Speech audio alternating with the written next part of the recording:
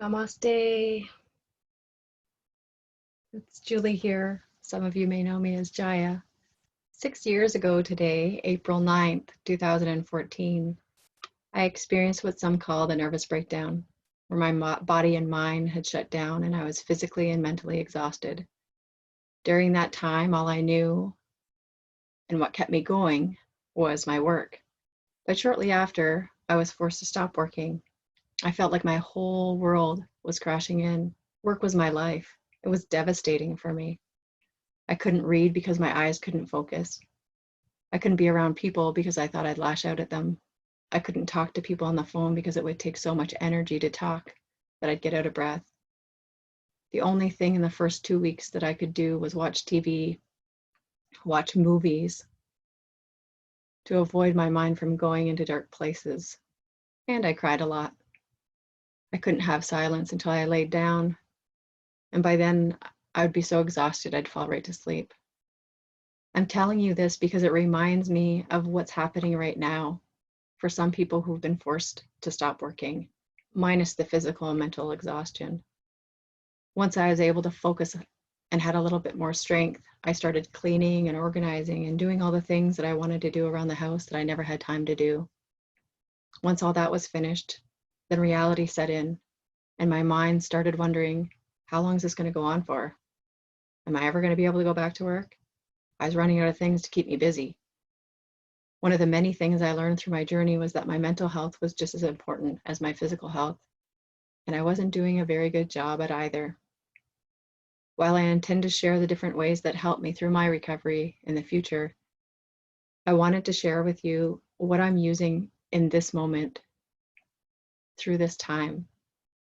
I typically don't watch the news, but I have been during this time.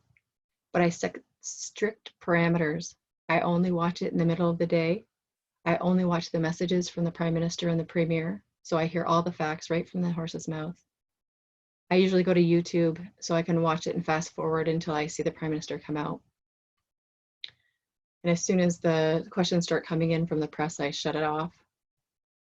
I choose not to watch the numbers because they're not so accurate because of the delay of test results and who they're testing and who they're not testing.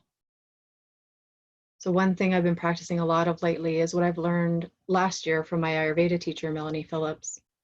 And I also read it in Byron Katie's book, Loving What Is there's 3 types of business. There's my business, there's your business, and there's God's business. I'm practicing right now to mind my own business. So when I start feeling myself getting into other people's business, I stop and say, hey, that's none of my business. And then I can let go of the story that my mind's making up. So the most recent example of that is I was on a walk and I saw 2 women sit down at a public picnic table, and I felt myself starting to get mad. Like, they're not supposed to be there. They're not keeping their distance. They're not even supposed to be sitting at a public place. And I caught myself. I'm like, wait a minute. What am I believing to be true here?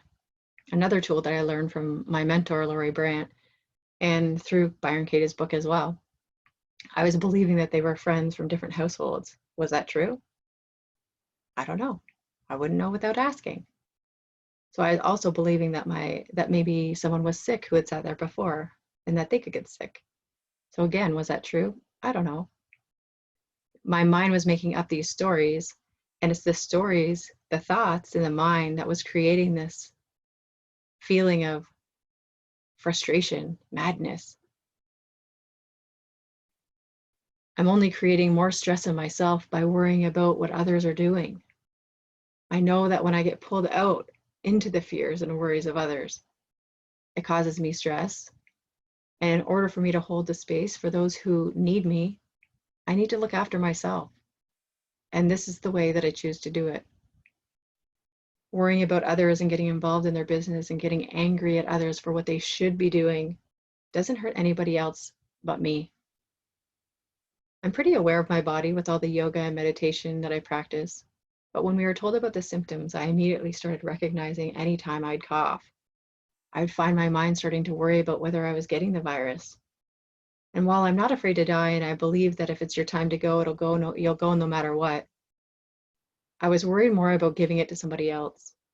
So when I'd find my mind starting to go into that story of maybe I have it, I'd recognize it was happening and then come back to my breathing. Or I'd notice where I'd feel that in the body, really feel where that's coming from. And as soon as I would bring my awareness to it, it would settle. Or I'd sit down, bring my feet on the floor, feel my buttocks sitting in the chair. Or I'd notice sounds around me. What could I smell? What could I taste? What could I see? What was the temperature of the air that I felt? Another go-to that I've been using lately is mantra chanting. So through my yogic studies, one of my favorite parts is the Sanskrit mantras. So there's one in particular that's been my go-to, is the Mahamrityunjaya mantra. It's the mantra of health and healing, peace and harmony, and helps to free us from fears that we're experiencing. I use it when my mind starts to spiral, and even when I wash my hands, because it's about 20 seconds long. I use it before I eat. It just helps to keep my mind focused on something positive and of a higher vibration. While I've been using this time to do a bunch of things on my list that I haven't had a chance to get to before now, I'm also practicing just being for half an hour a day, just simply sitting, not doing anything.